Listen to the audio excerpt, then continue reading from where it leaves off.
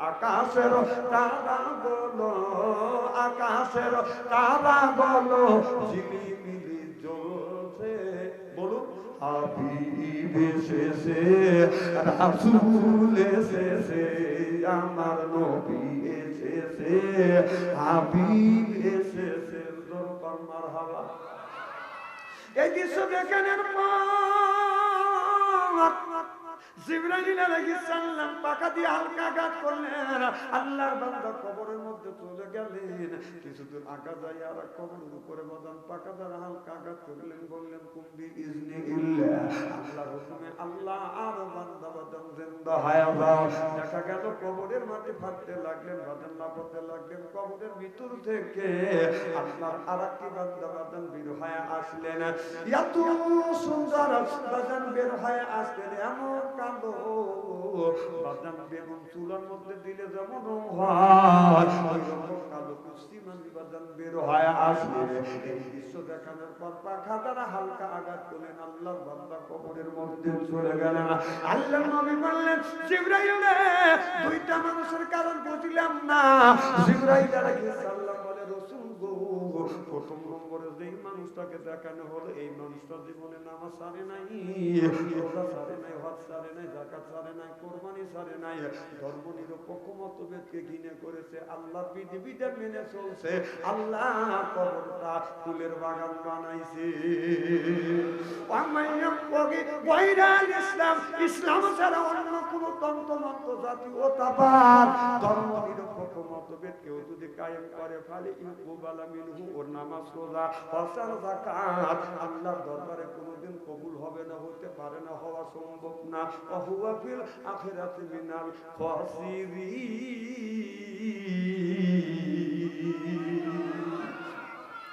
আল্লাহ না জানো ওই মানুষটা বিপদের কাতারে দাঁড়াইবে।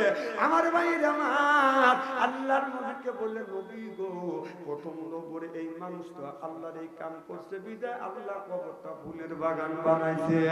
আমার দুই নম্বরে যেই মানুষটাকে দেখানো হলো, এই মানুষটা নামাজ পড়ে নাই, রোজা রাখে নাই, হজ করে নাই, যাকাত দেয় নাই, কোরবানি করে নাই, আল্লাহর বিধিবিধান মানে নাই বিদায় আমার আল্লাহ পুরো কবরের মধ্যে আগুন জ্বালা দিয়েছে। মওতু কাউসিন কুল্লু নাফসিন সাদিবু, মওতু কাউসিন কুল্লু নাফসিন সাদিবু, আল কবর বাইতিন কুল্লু নাফসিন দাখিলুন।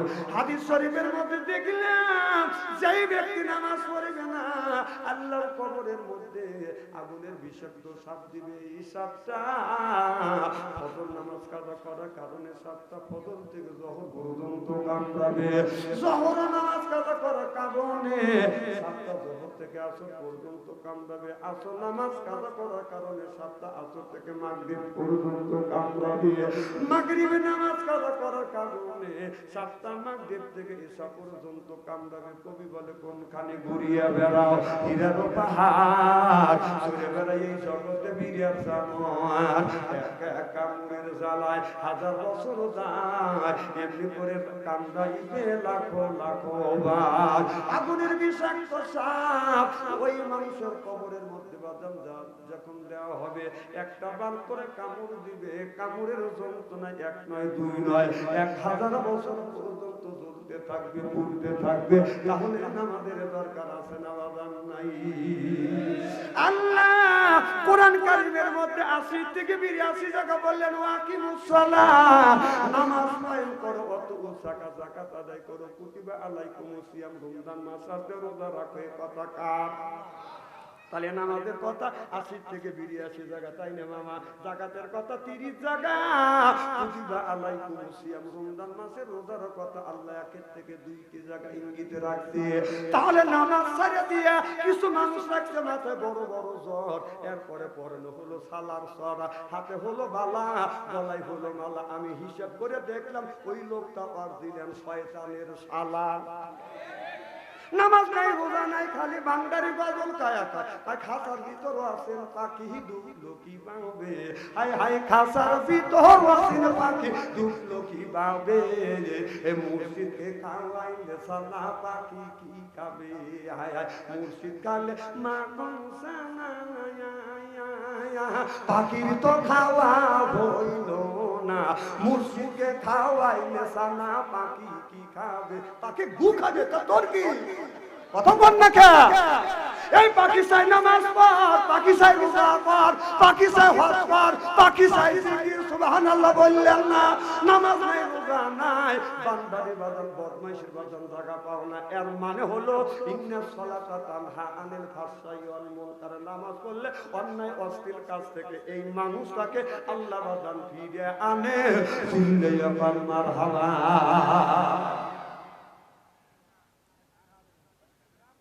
খুব কি খারাপ লাগতেছে? আমি যদি ভুলটা দেখ আলোচনা করি, সোনা বোনে রাজি আছেন তো? আচ্ছা হাত তুলে দেখান তো দেখি, রাগ করবেন কারা কারা? না না বুঝছি আপনাদের মন মানসিকতা খুব ভালো আছে, অন্তর থেকে দোয়া করি আল্লাহ যেন জান্নাতে জানিয়ে কেমন শিখে যায়। আমিন কোন একটা তাকবীর জানতে দেখি, আগুর শাস্ত্রের লোক একটু চুলকে উঠুক যে এখানে আমরা মানুষ আছি। রেডি? গলাটা একটু পরিষ্কার করেন, বলে নারাই তাকবীর, এ আল কোরআনের আলো, এ আল হাদিসের আলো, টিবিসির আলো, হ্যাঁ জ্বলাও।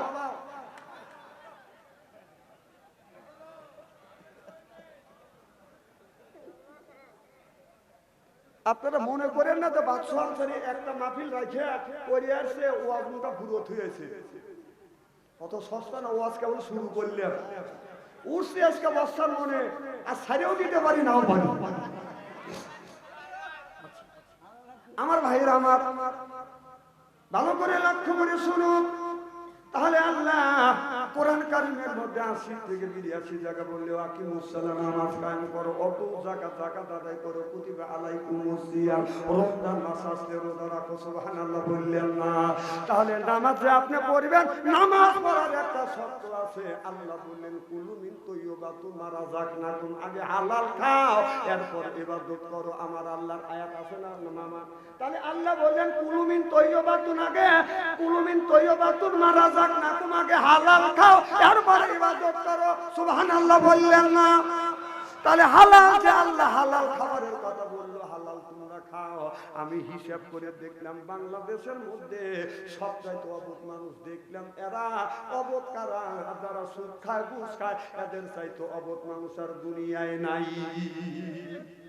কারণ যেই লোকটা সুদ খাইলো, যেই লোকটা ঘুষ খাইলো, ওই লোকটা আপনার আল্লাহর কাছে পিটনি বাদান খাইতে হবে। ওই লোকটার কথা বুঝতেছেন না?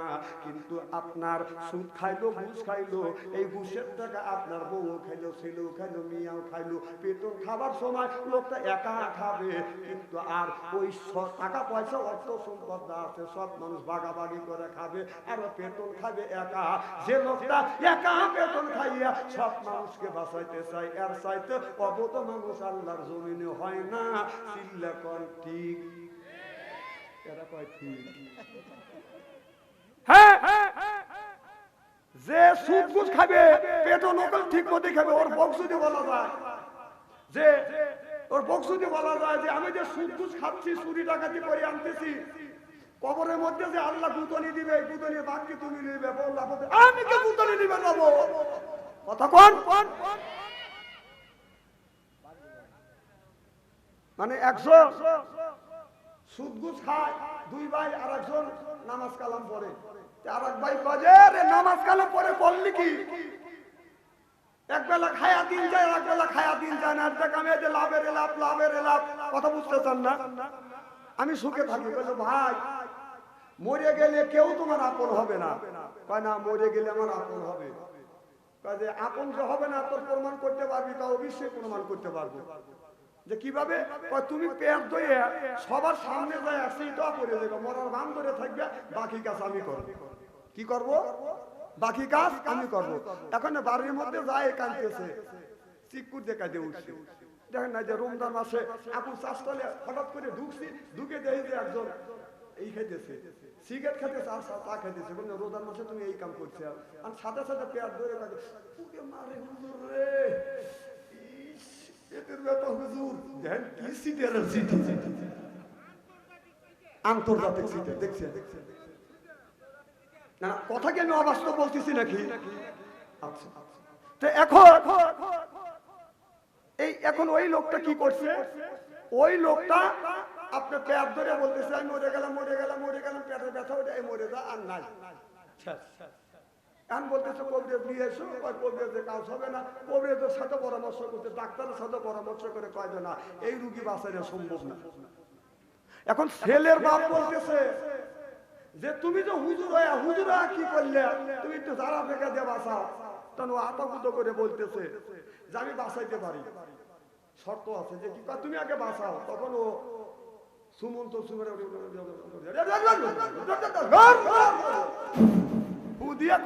ব্যথা আমার হাতে উঠে গেছে, ব্যথা আমার হাতে উঠে গেছে, এই ব্যথা আমি যার গায়ে ছেড়ে দিব, সেই ব্যক্তি আপনার যার গায়ে ছাড়বো ওই লোকটা বাঁচতেও পারে, নাও বাঁচতে পারে, কিন্তু আমার ভাই বাঁচতে উঠবে, কিন্তু লাভের শেষে লোকটা মরিও যেতে পারে। তখন ব্যক্তিটা হাতে নিয়ে বলতেছে, ছেলে দেখবার ছেলেকে বলতেছে বাবা তোমার বাবার ব্যথা আমার হাতের মধ্যে আমি তুলে আনছি, এখন তোমার আব্বা বাইচে যাবে। এই ব্যথাটা আমি যদি তোমার কাছে ছেড়ে দেই, তোমার আব্বা বাইচে যাবে, আর তুমি বাঁচতেও পারো মরতেও পারো, তবে মরার সম্ভাবনা বেশি আছে। ছেড়ে দেই, তোমার আব্বা বাঁচবে। ছেলে তখন বলতেছে আব্বা মরছে, মরি যাও নতুন করে, আর আমি মরতে চাই না। ছোট ছেলেকে বলতেছে তোমার বড় ভাই তোমার বাবার বাড়ি না, তুমি বাবা বাবা বলে কাঁদতেছ, যে ব্যথাটা আমার হাতে উঠছে এই ব্যথাটা এখন তোমার আব্বা বেঁচে যাবে। এই ব্যথাটা যদি তোমার শরীরে আমি ছাড়িয়ে দিই, তাহলে তোমার আব্বা বাঁচবে, তবে তুমি বাঁচতেও পারো মরতে পারো, কিন্তু তোমার মৃত্যুর সম্ভাবনা বেশি আছে। এবার ছোট ভাই বলে বড় ভাই আগে জন্ম নিয়েছে, সে এই মরণের ভাগ নিল না, আমি কেন নেবো, আমি চললাম। এদিকে বউ বসে কাঁদতেছে, আমার সোনার যৌবন অঙ্গার হইল, সোনার যৌবন অঙ্গার হইল। তখন বলতেছে ভাবি আপনার সোনার যৌবন অঙ্গার আপনি করিবেন না, আপনার এই যে বাবির ব্যথা আমার হাতে তুলছি, আপনি বাইকে যদি বাঁচাতে চান, এই ব্যথাটা আপনার শরীরে যদি আমি সারিয়ে দেই, তাহলে আমার বাই বাঁচে যাবে, আর আপনি বাঁচতেও পারেন মরতেও পারেন, তবে মরার সম্ভাবনা বেশি হয়েছে। এবার বউ ঢাল দিয়ে ওঠে, আমি ওর সাথে বিয়ে বসে এই ব্যথা লেওয়ার লাগে। ও মনে মনে বলতেছে যে বাইরের কাছে ওয়াদা যদি না দিতাম, লাভ দিয়ে উঠে চুলের মুঠো বাড়িয়ে ধরিয়ে, কথা বুঝতেছেন না? আমার ভাইয়ের আমার মরণের সময় কেউ কারোর আপন হয় না, কেউ কারোর আপন হয় না, ও বাদাম কেউ আপনার সঙ্গে যাবে না। এই জন্য কুলুমিন তৈয়বাতুন মা হারে আল কুলুমিন তৈয়বাতুন না রাযাকনাকুম, আগে হালাল খাও, এরপরে আল্লাহর ইবাদত করে। এই জন্য ইবাদতটা আল্লাহর দরবারে কবুল হয়ে যাবে। আমি সত্য একটা আপনাদের বাস্তব দৃষ্টান্ত দিব। আপনার 20 বছর 25 বছর আগে এই দেশে বাজার ইরিদান বনে নাই, তিল বুনছে, পাট বুনছে, কাউন বুনি বাজান বুনছে, এরপরে আপনার আপনার ওই যে আমন ধান বুনছে, খেতে বৃষ্টি হয় না। আপনার দাদা আমার দাদা, আমার বাবা আপনার বাবা, আমার চাচা আপনার চাচা মাঠের মধ্যে যাইয়া নফল নামাজ পড়িয়া এইরকম করে আল্লাহর কাছে হাত তুলে মোনাজাত করছে, রে আল্লাহ, আল্লাহ এই জমিনে যদি বৃষ্টি না দাও, বৃষ্টি যদি না দেয় এই জমিনে ফসল হবে না, ফসল যদি না হয় আল্লাহ কি খাবো, কি খাইয়া তোমার ইবাদত করব?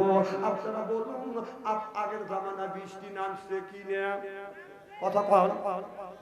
এখন আগের জমানার মানুষ দোয়া করছে, বৃষ্টি আল্লাহর দরবার থেকে বর্ষিত হয়েছে।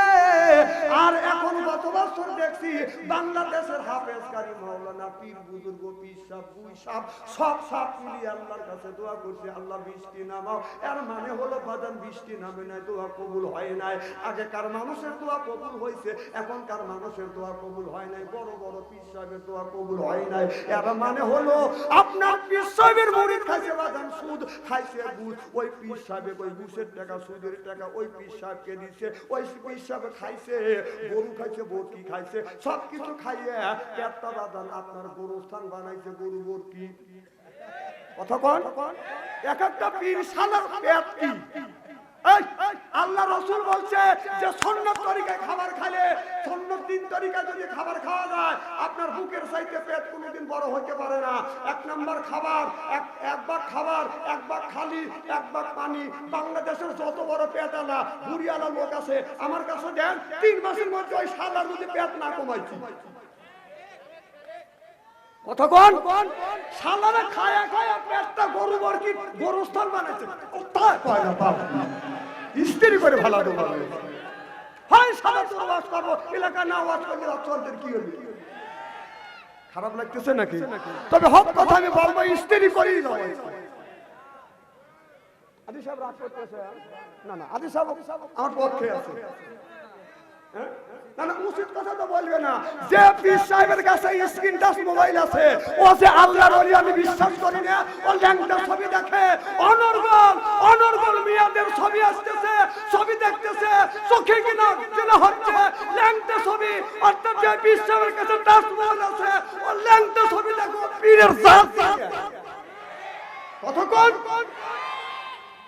তুই পীর সাহেব তোর কাছে ল্যাংটা ছবি, তোর কাছে টাচ মোবাইল মানে কি? আরে সে আপনাকে পার করবে যার ভরসা করতেছেন, ও ল্যাংটা ছবি দেওয়ার দিনের মধ্যে 32 বার জিনা কি।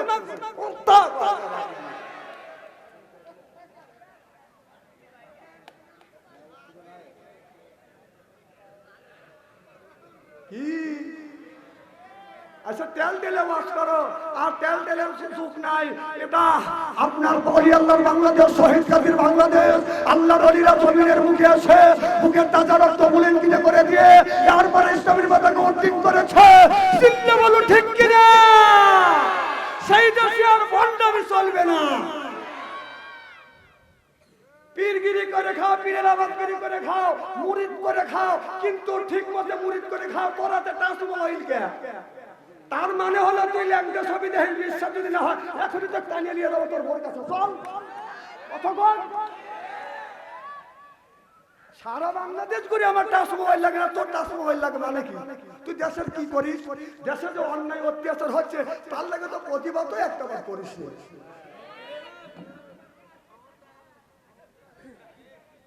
খবর দিয়ে ও কি করে? ও কি প্রতিবাদ করে? ঘৃণা করে? ওর তো অতগুলি মুরিদ আছে। এই যে দেশে যে চাল ডাল তেল মালের যে দাম বাড়ছে, একটা দিন মুরিদ নিয়ে কি মিটিং মিছিল করছে। এর মানে ও খবর দেখে না, ও খবর হ্যাঁ আমি বুঝি না। এই কথা বললি বাদশাহ আনসারী ভালো না, তলে তলে থেকে জুব্বা গায়ে দিয়ে বলতেছে যে বাদশাহ আনসারী এই তুই তুই তোর ক্ষমতা নেই হক কথা বলা।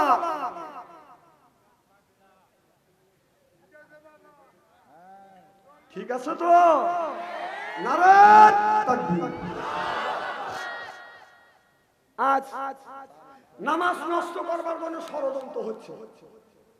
আমার ভাইয়েরা, আমার আজান যখন দেয় পুরুষ মানুষ বাদান নামাজে যায়, বাদান জামাতের সাথে নামাজ আদায় করে। সুবহানাল্লাহ বললেন না? পাশ দিয়ে যদি বাদান পাশে থেকে কারো যদি মোবাইলে বাদান রিংটং বাজে ওঠে, ওই লোকটাকে মসজিদের মধ্যে খালি হাত দিয়ে মারে না। তোর রিংটং বাজলো কেন? কথা বল না খেয়ে, কারণ রিংটং বাজলে নামাজে ক্ষতি হওয়ার সম্ভাবনা আছে। তাহলে পুরুষের নামাজ নিরাপদ, বাড়ির মধ্যে মা বোনদের বাদান নামাজ কোনোদিন নিরাপদ হয় না। মা বোনেরা বাড়ির মধ্যে এরকম করে নামাজ পড়তেছে। এই আজ টাকা সিয়ারা কি একবারে খারাপ নাকি?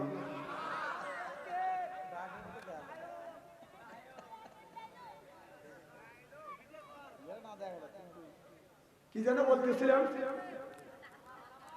মা বোনদের নামাজ নষ্ট হচ্ছে, মা বোনেরা ঘরের মধ্যে নামাজ পড়তেছে, সূক্ষ্ম ষড়যন্ত্র দিয়ে বাবার নামাজটা নষ্ট করবার বাবার চেষ্টা করতেছে। এরকম উঠিয়েছে, তুমি যদি চা খাও আর বলি কি করবি, এবার খাওয়া বাদ দাও। কতক্ষণ ওয়াজ আমার বেড়ে গেল। আমাদের দেশে কিছু লোক আছে সকালবেলা আপনার ফজরের নামাজ পড়ে তলে তলে বসে ওস্তালে এক কাপ, ওস্তালে এক কাপ, ওস্তালে এক কাপ, মানুষের গল্প করে, ওই গল্পের মাথা খায়। কতক্ষণ যা বসে তলে কথা বলে বাজার মনের বলে, এরপরে বাজার ওই জায়গাটা করে সরম, আমার করে বাজার সরম, এরপরে বাজার ওই জায়গা বসে বাজান আপনার বাজান চা খায়, এরপরে বাজান আপনার চা খাইয়া ওই জায়গা নানান ধরনের বাজান গল্প করে, যায় বাজার বসে তলে কথা বলে বাজান মুখের বলে, এরপরে বাজান খাই একটু পান, মনের মধ্যে আছে বাজান গুণগুণী গান, তারপরে খাই একটু হাকিম পরিচর্যা, শরীর তার গামিয়ে যায়, বুঝয় আমি বড় একটা মর্দা। ওগুলো বাদ দাও, পরেরটা খাওয়া লাগবে কে?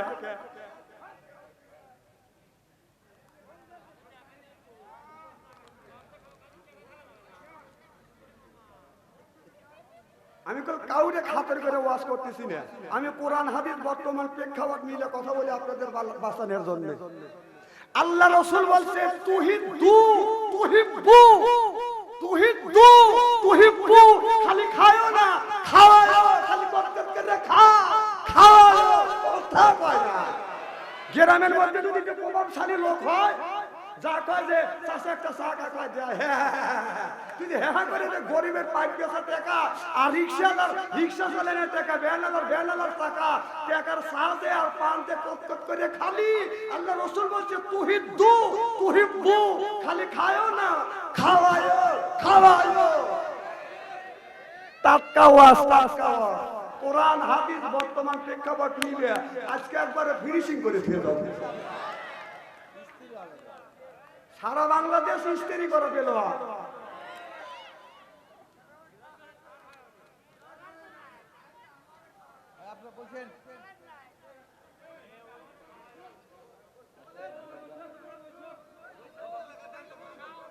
বসবে নারে আল কোরআনের আলো, নারে আমার ভাইরা আমার এদিক টাকা। তাহলে আকিমুস সালাহ, নামাজ কায়েম করো, ওয়াতু যাকাত আদায় করো, কুতিবা আলাইকুমুস সিয়াম, তোমরা মাসাজকে রোজা রাখো। এই কথা কার? এই নামাজটা নষ্ট করবার জন্য বাদান ষড়যন্ত্র হচ্ছে। কিভাবে নামাজ নষ্ট করতেছে? পুরুষের নামাজটা বাদা নিরাপত্তা নিয়ে বাদা নামাজ পড়ে, মহিলাদের নামাজ বাদা নিরাপত্তা নাই। মা বোনেরা এইরকম করে বাদান নামাজ পড়তেছে। আল্লাহু আকবার, এদিক তাকান, আল্লাহু আকবার বলে যখন উল্লাহ দিছে ইহদিনাস সিরাতাল মুস্তাকিম, ঘরের মধ্যে থেকে, ছেলের মোবাইলের মধ্যে থেকে, বেতার বড় টিভির মধ্যে থেকে গানের আওয়াজ বাজান বেশি আসছে। রূপে আমারা গুঞ্জলে, কান গেল তোর গানের তালে, নামাজ গেল তোর রসা তলে। আল্লাহর কোরআন কি যে বলে, একবার তুললে না করলে সুবহানাল্লাহ বললেন না। তাহলে নামাজটা নষ্ট করবার জন্য সূক্ষ্মভাবে বাদান ষড়যন্ত্র হচ্ছে। চিন্তা করে দেখুন, এই নামাজটা যদি সহি বাদান করতে চান, আপনার নামাজের সময় বাড়ির টিভি বাদান বন্ধ করা যাবে না, ছেলেদের মোবাইলের গান চালানো যাবে না। চিল্লাইয়ে বলুন ঠিক কিনে? আগে কি জামানা, কোরআন হাদিস থেকে না বুঝাইলে বুঝাছে না। পিতা মাতার পেটে বানাই ছেলে প্রেমের দিওয়ানা, মোবাইল ছাড়া চলে না। মায়ে বলে রব্বানা, বাবাই বলে সালাম না, বাইরে গেল শুনতো না। চিল্লা কোন ঠিক কিনে? এক একটা ছেলে আর মেয়ে মোবাইলে প্রেম আর ভালোবাসা করতে করতে প্রেমের সেঞ্চুরি করছে। এই যে সবচুপুর পান্নাপুর ইসলামপুর গ্রামের মধ্যে যদি 50টা যুবক যুবতী থাকে, তাদের হাতে যদি স্ক্রিন টাচ মোবাইল থাকে, রাত 12টার পরে আপনি ফেসবুকের মধ্যে ঢোকেন, মেসেঞ্জারের ভিতরে ঢুকে থাকে, যদি 50টা যুবক যুবতী থাকে, তার 45টা রাত 12টার পরে লাইনে আছে। ওরা কি করতেছে? তাহাজ্জুদ নামাজ পড়তেছে। না, কথাই খারাপ বলতেছি, আল্লাহ বলছে কু আনফুসিকুম ওয়া আহলিকুম নারা, নিজে বাঁচো তোমার আহেল পরিবারকে বাঁচাও। এই কথা কার? আল্লাহ বলল যে নিজে বাঁচো তোমার আহেল পরিবারকে বাঁচাও। আজকে নিজেও বাঁচলে না, আহেল পরিবারকে বাঁচাতে পারলে না। বাবা দেখেন কি করতেছে, ছেলের হাতে স্ক্রিন টাচ মোবাইল দিয়ে ওই বাবা মসজিদে তো বেড়াতেছে রব্বানা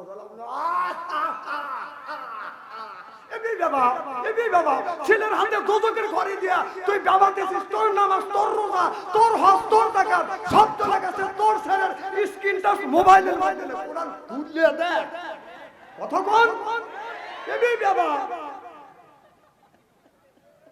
দেবানের জায়গা নাই, নিজে বাঁচো আহেল পরিবারকে বাঁচাও। ছেলের হাতে দোজকের 10 টাকা বসছে বাঁচো, ফকিরে কোথায় যায় 20 টাকা?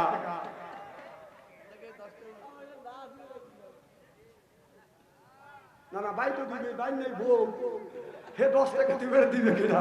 আজকে যদি ভাই বউ থাকতো, ভাবি থাকতো, তাহলে 10 টাকা দিত না। বললে তো বাচ্চা 10 টাকা দিবে, 100 টাকা দিয়েছো। কথা বল, খুব কি খারাপ লাগতেছে?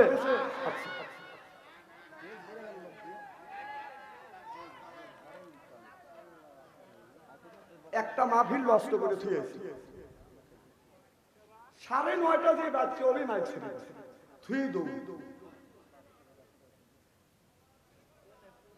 আমার মায়ের নবীর এক সাহাবী হযরত আসওয়াদ বাজান, একজন কালো মানুষ, কালো সাহাবী বাজান, বিয়ে করে নাই। আমার নবী বললেন সাহাবীরে, আসওয়াদ তুমি কি বিয়ে করছো? আসওয়াদ বলে, ইয়া রাসূলুল্লাহ, ইয়া হাবিবাল্লাহ, আমি বিয়ে করি নাই। ও নবীজি, আমি বিয়ে করতে চাই, কেউ আমার সাথে বিয়ে দিতে চাই না, কারণ আমি কালো বলে একজন মহিলা আমাকে বিয়ে করতে রাজি হয় না। আমার নবী বলে, আসওয়াদ এই সুন্নাত তো তুমি আদায় করো না। আসওয়াদ কেউ যদি তোমাকে বিয়ে করতে না চায়, আমি নবী, আমি তোমার গটকালি করব। আর আমি যেই মেয়ের সাথে গটকালি করিয়া বিয়ে দিব, তুমি কি সেই মেয়েকে বিয়ে দিতে চাও, বিয়ে করতে চাও? আসওয়াদ চোখের পানি ফেলে দিয়ে কান্দে, ইয়া রাসূলুল্লাহ, ইয়া হাবিবাল্লাহ, ও নবীজি, যেই মেয়েটাকে আপনি চয়েস করবেন, যেই মেয়েটার সাথে আপনি আমাকে বিয়ে দিবেন, সেই মেয়েটাকে আমি বিয়ে করব। আল্লাহর নবী বললেন, আসওয়াদ ঠিক আছে, আমি তোমার গটকালি করবার জন্য গেলাম। আল্লাহ নবী হযরত আসওয়াদের গটকালি করলেন। নবীর মতো মানুষ যদি বাজান গটকালি করে, তাহলে গটকালি করাটা ভালো হবে না খারাপ হবে? আল্লাহ নবী বললেন, ইন্না সামারা, সামারা মানে দালাল, অর্থাৎ যারা দালালি করবে তাদের নামাজ, রোজা, হজ, যাকাত আল্লাহর দরবারে কবুল হবে না। অনেক বাজান দালাল আছে, বহু দলের, ওটা আমি বলি না। অনেক মানুষ গটকালি করবার সময় বাজান দালালি করে, হজ করবেন যাওয়ার সময় মল্লমি করিয়া, এটা মল্লমি করে না, এটা হলো 1 নাম্বার দালাল। ইন্না সামারা, সামারা মানে দালাল। এই দালালদের নামাজ, রোজা, হজ, যাকাত আল্লাহর দরবারে কবুল হবে না। চিল্লাইয়া কর ঠিক কিনা? রাসূলের হাদিস মানতে হবে। কথা কোন? উনি দালালি করে হাজিগারে টাকা লেয় যে 4 লাখ টাকা দেওয়া লাগবে, বিমানবন্দরে যাকে আর 50,000 টাকা করে না হলে বিমানে নেওয়া যাবে না। তারপরে হজ করে এসে কয়, আমি 32 বার করে খানা খাবার হজ গেলাম দোষী, তো 32 বার করে হজ করে কইছে কি তারে? কথা কোন না কে? দালালি ফাটো না। ওই জন বড় বড় যোগ করে তাকাইছে।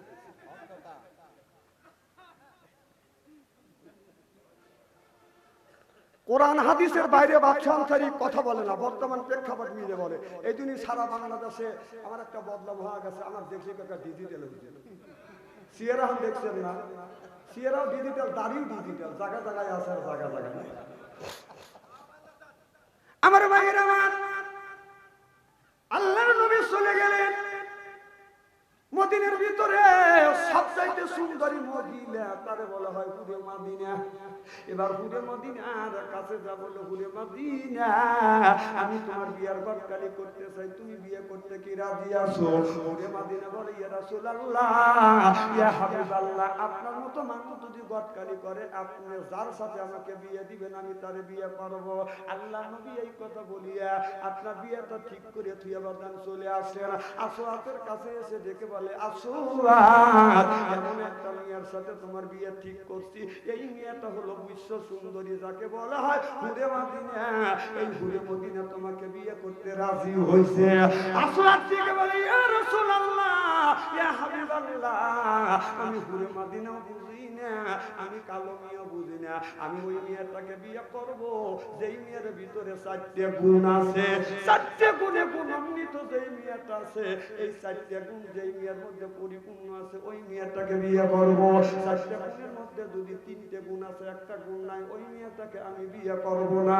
আল্লাহ নবী বলেছে, ছেলেকে যদি বিয়ে করায়, যেই ছেলেটা বাদল বিয়ে করবে, এই বউটা যদি 4 গুণে গুণান্বিত হয়, এই 4 গুণের গুণান্বিত মেয়ের সাথে যদি ছেলেকে যদি বিয়ে করায়, ছেলেটা দুনিয়াতেও শান্তি পাবে, মৃত্যুর পরে ওই যুবকটা জান্নাতি হবে। আর যারা মেয়ের বাবা আছেন, আমি আপনাদের পায়ের নিচে হাত থেকে অনুরোধ করে বলবো, বাবা আপনার মেয়েটাকে বিয়ে দেন। হাদিস শরীফের মধ্যে আল্লাহ নবী বলেছে, 4 গুণের যেই যুবক তোমার মেয়েটাকে বিয়ে দিবে, যেই যুবকের সাথে এই যুবকের ভিতরে 4টে যদি গুণ থাকে, 4টে গুণে যদি গুণান্বিত হয়, ওই ছেলের সাথে যদি বিয়ে দিতে পারো, তাহলে বিয়ে দিয়ে আপনি মৃত্যুবরণ করতে পারেন, তাহলে আপনার মেয়ের জীবনে সুখ আর শান্তি আসবে, দুনিয়ার শান্তি হয়ে যাবে জান্নাতি। সুবহানাল্লাহ বললেন না? আর আমাদের ছেলে মেয়েদের বাদাম চতুর্দিকে বাদাম জমজম জমজম করতেছে, হাতে জমজম, পায়ে জমজম, সিনা কম কম করতেছে, আর হাতে বদল তেরা মেয়েরা হেঁটে দুলে চলতেছে, জনগণ ঠিক কিনা? এই মেয়েরা যদি দেখবা নাই না, সাজার কত বড় হয় না, বলে আমার মতো আর কোনোদিন বাজার হয় না, বোরখা তেরে তো চলে না, পেট খালি পিঠে খালি, হিসাব করে দেখলাম ওই মেয়েটা দিলেন শয়তানের শালি, তাছাড়া যুবকেরা দিবে কেন হাতে তালি, চেনে না অলি গলি, চিনলে বলুন ঠিক কিনা? টেস্টে তোমার ডিজিটাল থাকে থাকে, ওয়াজ ডিজিটাল লাগান লাগে নাকি গো?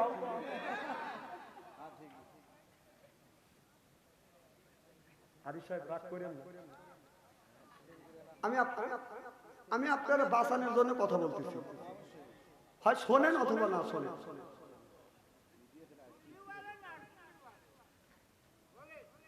যারা জ্ঞানী গুণী শিক্ষিত, তারা চিন্তা করতেছে না, বাদশাহ যেটা বলতেছে পয়েন্টের কথা, এই কথা তো সব হুজুর কয় না, হুজুর এসে টেল টেলে ওয়াজ করে, তোদের টেল টেলে ওয়াজের সাথে মিটিয়ে দিবে মরিয়ালে, তুইও যাস আর আমিও যাবো।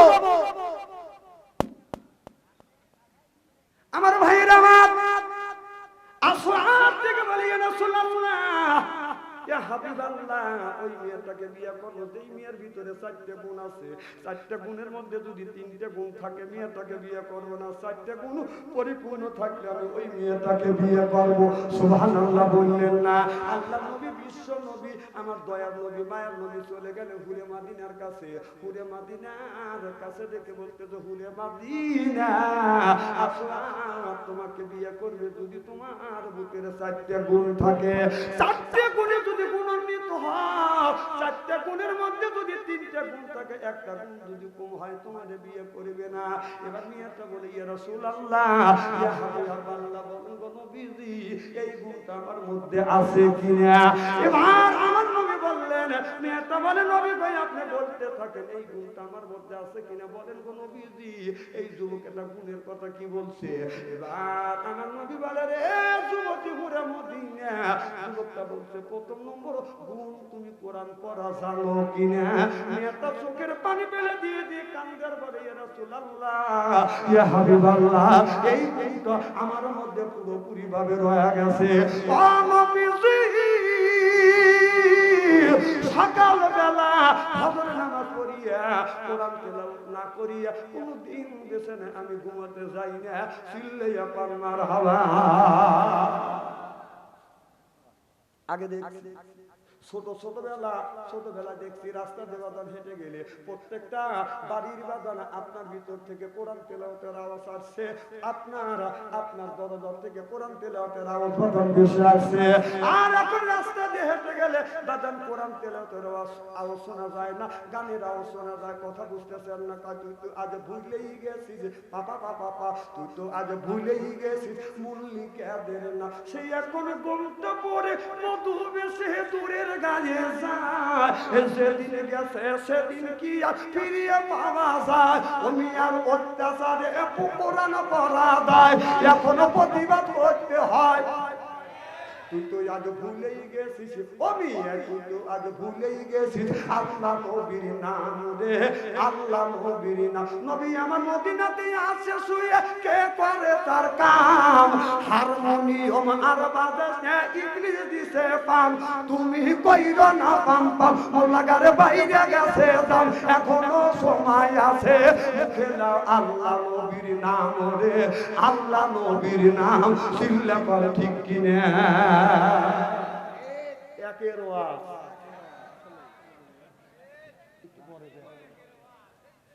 খারাপ লাগতেছে নাকি? আমরা যদি কই একের ওয়াজ করতেছে ওস্তাদ, এটাই হবে ঠিক, আপনি বলে তো চলবে না। যাই হোক, কথার কথা আদি স্যার বুঝে হারে নাই, আগেকার মানুষ তো কথা বুঝতেছেন না। মারহাবা একটু জোরে বল। মানুষ যদি কয় হ্যাঁ,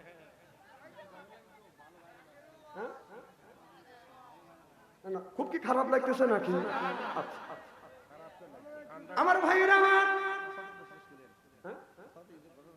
দেখলে আসর কয়টা আসর পড়ে রয়েছে, মাথা মারতে জোরে পার। আমার ভাইরা আল্লাহ নবী বলে আসওয়াত আসওয়াত রে, ও আসওয়াত। ওই মেয়েটা বললো, হুজুর আমার ভিতরে এই জিনিসটা আছে, আমি কোরআন পড়া জানি। সুবহানাল্লাহ। আল্লাহ নবী বললেন, মেয়েটা বলে নবী গো বলেন 2 নম্বর ওয়াজ, 2 নম্বর শর্ত কি? আল্লাহ নবী বলেন, রে যুবতী, 2 নম্বর শর্ত হলো তুমি তাহাজ্জুদের নামাজ আদায় করো কিনা। এবার মেয়েটা বলে, ইয়া রাসূলুল্লাহ, ইয়া হাবিবাল্লাহ, ওই গুণটা আমার ভিতরে আছে। সুবহানাল্লাহ বললেন না? রাত ইসানা নামাজ পড়, আমি অমনি ঘুমিয়ে পড়ি। রাত যখন 12টা হয়, 12টার পরে আমি 12টার পরে ঘুম থেকে উঠিয়া তাহাজ্জুদ নামাজ পড়িয়া আমি 3টা আয়াত হলো, 5টা আয়াত হলো, আল্লাহ কোরআন না পড়ে বিছানায় ঘুমাতে যাই না। সিল্লায়া মারহাবা। ওই মেয়েটা বলি, ইয়া রাসূলুল্লাহ, ইয়া হাবিবাল্লাহ, নবীজি গো, আমি মাঝে মধ্যে জিকির করতে করতে চোখে যখন ঘুম আসে, কোরআন পড়তে পড়তে চোখে যখন তন্দ্রা আসতে চায়, তখন আমি আমার এই চুলের সাথে রশি বান্ধিয়া বরের আড়ার সাথে দন্দার সাথে বেঁধে রাখি গো নবীজি। যখন চোখে ঘুম আসে তখন আমি ঝুঁকে পড়ি, আমার চুলে টান লাগে, ঘুম ভেঙে যায়, তখন বলি চোখে ঘুম আসিস না, ওই দিন আর আমি ঘুমাবি যেদিনে ওই মাটির কবরে যাবি। সিল্লায়া মারহাবা। বল হুজুর এই গুণ তো আছে? বলেন গো নবীজি 3 নাম্বার গুণ। আমার নবী বলেন, যুবতী 3 নাম্বার গুণ তোমার ভিতরে আসওয়াত বলেছে, ওই মেয়েটাকে আমি বিয়ে করব যে মেয়েটার ভিতরে মেয়েটার পর্দা আছে। সুবহানাল্লাহ বললেন না? আল্লাহ বললেন, কদ আনজালনা আলাইকুম লিবাসা। সুবহানাল্লাহ বললেন না? কদ আনজালনা আলাইকুম লিবাসা, তোমার মধ্যে লিবাস আছে কিনা? সুবহানাল্লাহ বললেন না? আমি সত্যবেলা দেখছি, বসে বসে চিন্তা করছি, আল্লাহ গরুকে আপনার দেরাত নেজ দিছে, আমি চিন্তা করলাম মুসা তারানের জন্য আল্লাহ আপনার গরুকে নেজ দিছে। কথা বলেন না? কিছুদিন পরে চিন্তা করলাম, আপনার যদি আল্লাহ নেজটা যদি দিত মুসা তারানের জন্য, মাসি তারানের জন্য, মিডিল পয়েন্টে দিল না কে? মিডিল পয়েন্টে দিলে এইরকম করে ঘুরে হইতো, সাইডে দিল কে? কথা বলেন না রে? আবার বকরির দিকে লক্ষ্য করে দেখি, বকরির 4 ইঞ্চি নেজ, গরুর দেড় নেজ দিয়ে নাই মশা তাড়ালো। বকরির 4 ইঞ্চি নেজ দিয়ে কিভাবে মশা তাড়াবে? এইভাবে কি মশা তাড়ানো যায়? কথা কয় না? কথা কয় না? এর মানে হলো বোঝা গেল আল্লাহ আপনার এই গরুকে আপনার নেজটা দিয়েছে, নেজ দিয়ে বাজার ইজ্জতটা ব্যাখ্যা করে রাখে। আর বকরির যদি 4 ইঞ্চি নেজও হয়, নেজটা দিয়ে বাজানার ইজ্জতটা দাইকে রাখে। আর কুকুরের 1.5 হাত নেজ এইরকম করে বাজান বেকাইয়ে পিঠের সাথে গোঠা রাখে, আর রাস্তা দিয়ে যায় পাবলিক দেখুন কে কোন জাতের যাইরেছে না, কে কোন জাতের যাইরেছে না, পরিচয় কথা বাতায় হাতা সেরাই আদর দিলে যায় গদ কি কখন যায়। কুত্তার নিচে এতই দেখা তেল দিলে হবে না সোজা সব দিয়া হবে তাজা মরা গরু যতই খায় সিলে বলুন ঠিক কিনে আল্লাহ কুকুরকে ছোটবেলা এই দিয়েছে বাজার কথা কন্যাকে আমার ভাই আমার আল্লাহ মামুনুল হক আমাদের বিগত সরকার প্রধানমন্ত্রী হাসিনাকে বলছিল তোমার বাবার জন্য মূর্তি না বানাইয়া 400 কোটি টাকা দিয়া মূর্তি না বানাইয়া যদি তোমার বাবার জন্য জায়গায় জায়গায় তুমি মসজিদ আর মক্তব তৈরি করে দিতে তোমার আল্লাহ মৃত্যু রাগ পর্যন্ত কিয়ামতের রাগ পর্যন্ত কবরে বসে বসে সওয়াব পাইতো সুবহানাল্লাহ বললেন না এই কথা বলার জন্য এই লোকটা কি করলো লোকটা বাগদাদ জেলের মধ্যে ঢুকাইয়া একেবারে লোকটাকে পঙ্গু করে দিয়েছে এটা মূর্তি বানার লাভটা কি এই যে রবীন্দ্রনাথ ঠাকুর খাড়া রয়েছে এইভাবে খাড়া রয়েছে আমি একদিন আকুর চাষালে চা খাচ্ছি একটা সিএনজি ওখানে ঠেকায় না একটা কুকুর আসতেছে হাই ফাই করতে আচ্ছা একটা সিএনজি আছে সিএনজির কাছে আছে ডাইন টেবিলে উঁচু করে মারছে একটা আমি কল দেখতেছি ফাঁকা দেখা যাচ্ছে আবার আরেকটা ব্যানা লাগাইছে ওখানে এসে ডাইন টেবিলে উঁচু করে মারিয়ে দিছে ব্যানা দুই কাপ এই রবীন্দ্রনাথ ঠাকুরের কাছে জাকারে টাইম টেবিলে উঁচু করে হাফ কেজি মারিয়ে দিছে যা দেখে নিজ দিয়ে একবারে ভিজে একবারে গোসল হয়ে গেছে তাহলে এই মূর্তিতে এই যে মূর্তি তুলছে তাতে রবীন্দ্রনাথ ঠাকুর একটা নিয়ে কি ভেবে বরং কুত্তা এসে পেশাব করে গোসল করে গেছে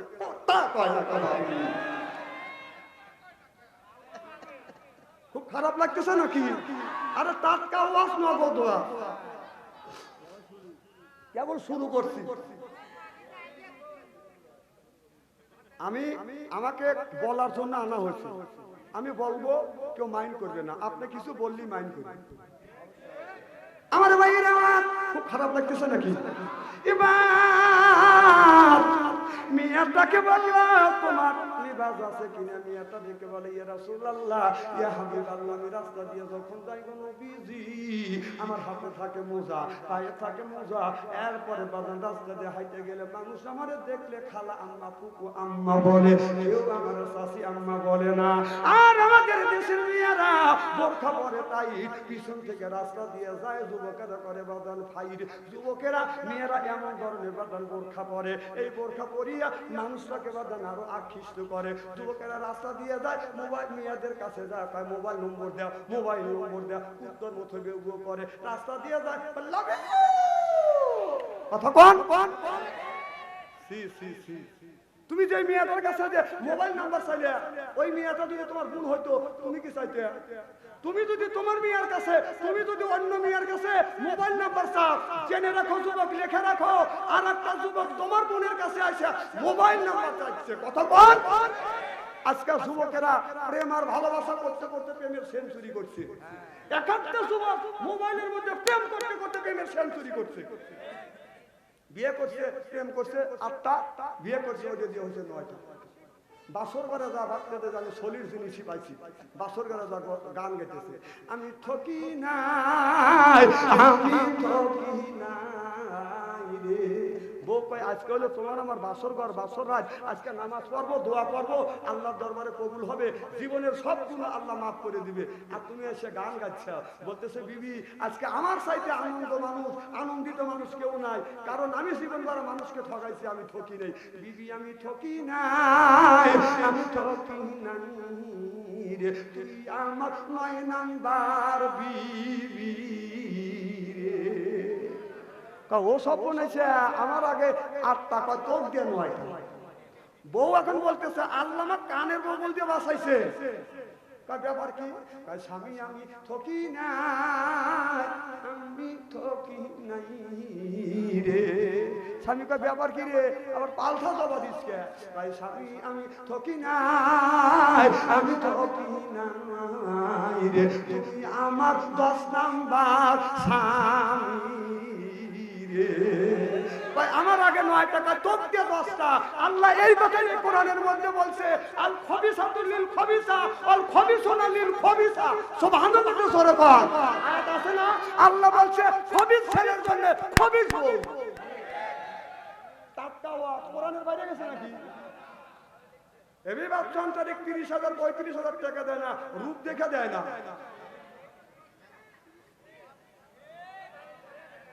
তোর মতন লোক আমার পিছনে দালালি করে জীবন ভরে আমার পাও কামড়ান লাগবে, মাথায় কামড় দিতে পারবি না। ও মুঠি না, বেবানের একটা সিঁড়ি আছে।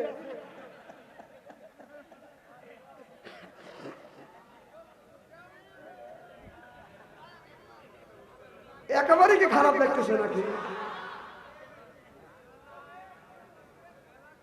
আচ্ছা কয়টা পর্যন্ত চলবে কোন তো আপনারা? না না, পাম দেওয়া যাবে না। 2 ঘন্টা একটা জনগণ মার হবা নারে তাকবীর। এই যে ওয়াজ করতেছি, এই ওয়াজে কল আকুক আমি আনতে পারবো না, ওখানেই থাকবে। হ্যাঁ, তুই সাহাবে যেদিন তুই মরে যাবি তোকে আর কেউ তোর কাছে চা চাইবে না।